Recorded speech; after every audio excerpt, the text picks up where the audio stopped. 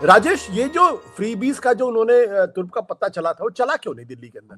भाई, पानी पे तो उन्होंने डिलीवर किया, बिजली पे उन्होंने डिलीवर किया है, शिक्षा के मामले में भी इन्होंने ठीक ठाक काम किया, मोहल्ला क्लिनिक को लेकर भी इन्होंने ठीक ठाक काम किया।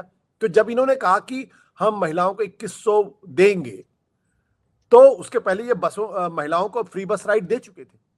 क्यों नहीं वर्क किया ये?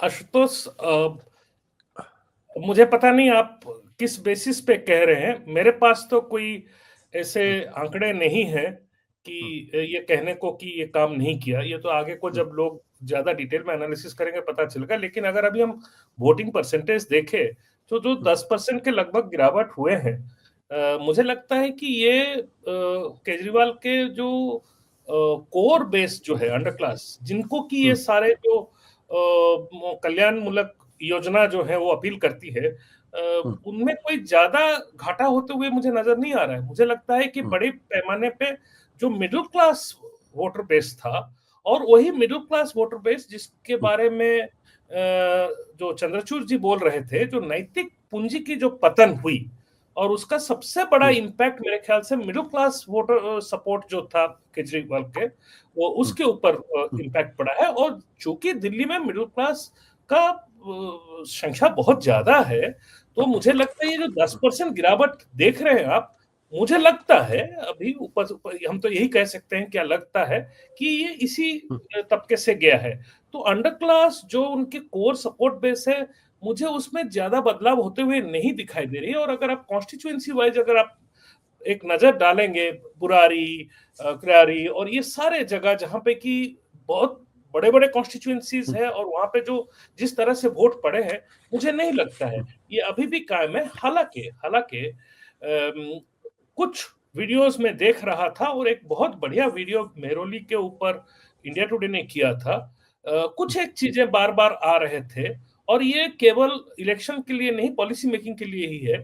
जैसे फ्री बस पास, मैं देखा बहुत सारे महिलाएं वोटर्स कह रहे हैं ये बस पास, फ्री बस पास हमारे लिए मुसीबतें पैदा कर दी हैं, क्योंकि बसें जो है महिलाएं देखते हैं तो रुकती नहीं है, वो चले जाते हैं आगे।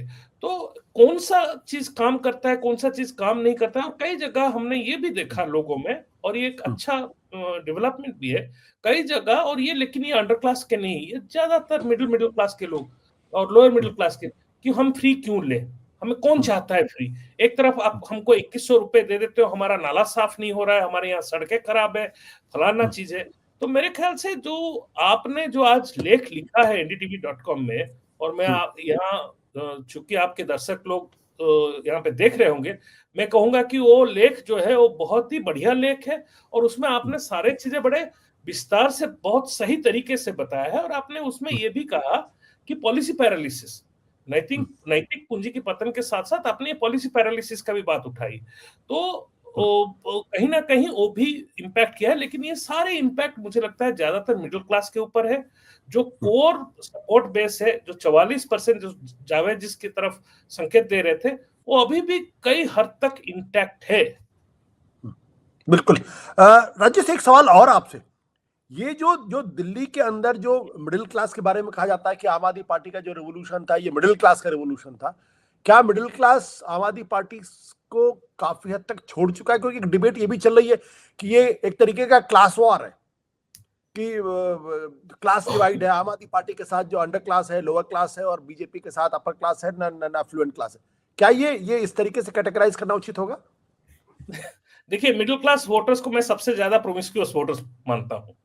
मिडिल क्लास कभी कोई भी पॉलिटिकल पार्टी को, क्योंकि आइडियोलॉजिकल फ्लूइडिटी सबसे ज्यादा मिडिल क्लास में होता है। जैसे जावेद कह रहे थे केजरीवाल कंफ्यूज्ड है, और आपने अपने लेख में बहुत एक अच्छी चीज बताया। एक लाइन आपका लेख का मैं बता देता हूं, कि आपने कहा कि when Kejriwal arrived on the scene, everybody hope that he would change politics, but in the end politics changed him. वो राजनीति को बदल देंगे ये लोगों का उम्मीद था, लेकिन राजनीति उनको बदल दिया।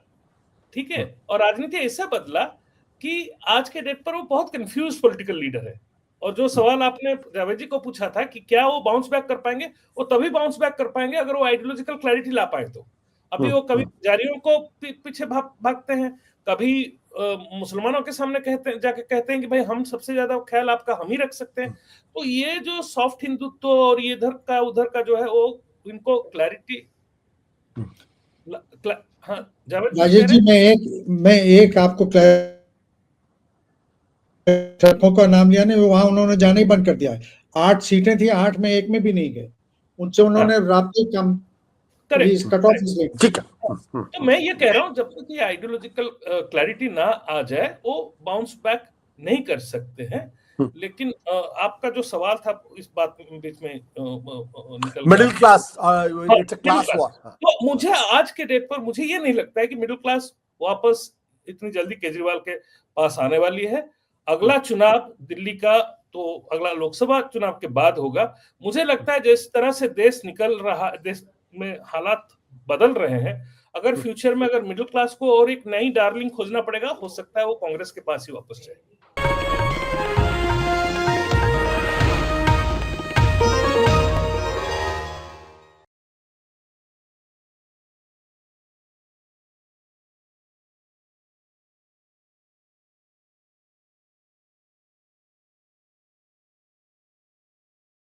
Copyright disclaimer under Section 107 of the Copyright Act 1976. Allowance is made for fair use for purposes such as criticism, comment, news reporting, scholarship, and research. Fair use is a use permitted by copyright statute that might otherwise be infringing.